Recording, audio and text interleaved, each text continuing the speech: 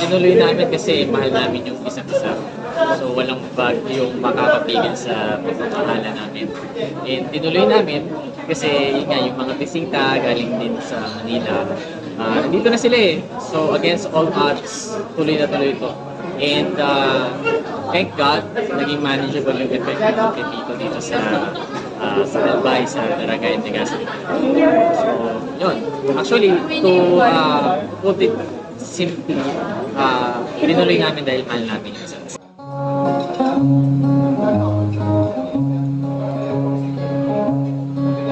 Siyempre, isipin namin yung mga visitors na from Manila, tapos pupunta ng Bicol. So, madami talagang, hesitant na pupunta.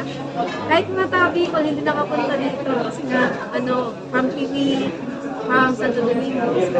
Medyo hirap sila mapunta dito.